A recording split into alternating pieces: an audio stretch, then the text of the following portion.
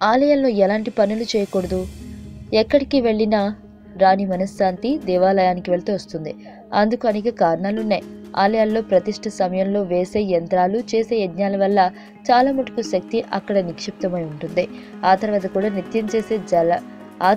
నిత్యం చేసే జపాలు, అభిషేకాలు, అష్టోత్తరాలు వీటన్నింటి వల్ల కూడా ఆ ప్రదేశం అంతా ఒక శక్తి కేంద్రంగా వెలసిల్లుతూ ఉంటుంది.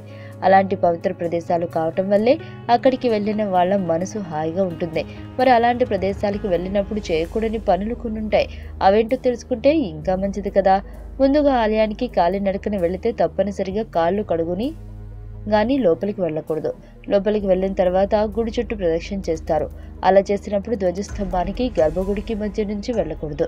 ధ్వజస్తంభం చుట్టూ తిరిగి చేస్తేనే ప్రదక్షిణ పరిపూర్ణమైనట్టు. దేవుణ్ణి దర్శించడానికి వెళ్ళేటప్పుడు ఉత్తి చేతులతో వెళ్ళకూడదు.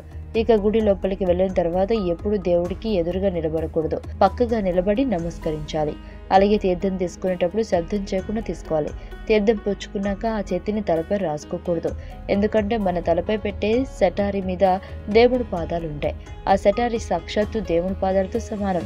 అలాంటి దేవుడి పాదాలకి మనం ఎంగిలి చేసిన చెయ్యి అంటకూడదు. కాబట్టి తీర్థం పుచ్చుకున్న చెయ్యి తలపై రాసుకోకూడదు. అలాగే ప్రసాదాన్ని కింద పడకుండా తినాలి. దర్శనమయ్యాక చాలా మంది గుడిలో ఉన్న పురోహితుడికి దండం పెడతారు. అలాగే పెడితే దేవుడిని అవమానించినట్టు అవుతుంది. అంత పెద్ద పరమాత్ముడు మన కళ్ళ ముందు ఉండగా మానవ మాతృలైన వారికి దండం పెట్టడం ఆయనని కించపరిచినట్టే అవుతుంది కదా. ఆలయంలో కూర్చునేటప్పుడు మన వెనక భాగం దేవుడి వైపు కూర్చోకూడదు. ఆలయంలో కూర్చున్నప్పుడు దైవ సంబంధమైన విషయాలు కాకుండా వ్యక్తిగత విషయాలు మాట్లాడకూడదు. ఆలయ ప్రాంగణంలో దేవతలు నివాసం ఉంటారు. నిరంతరం దైవ ప్రార్థనలో ఉండే వాళ్ళని మనం విసిగించడం ఎంతవరకు సబబో ఆలోచించండి.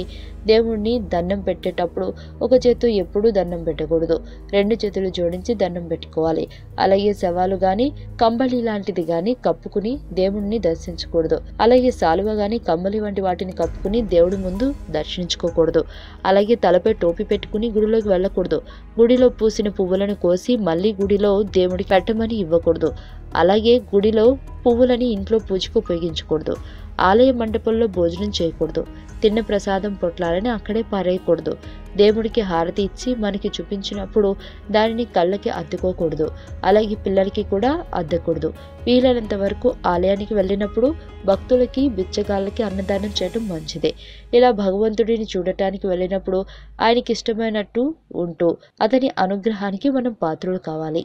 మీకు తెలియని మరిన్ని రహస్యాలను తెలుసుకోవాలనుకుంటున్నారా? అయితే సబ్స్క్రైబ్ చేయండి రహస్యవాణి.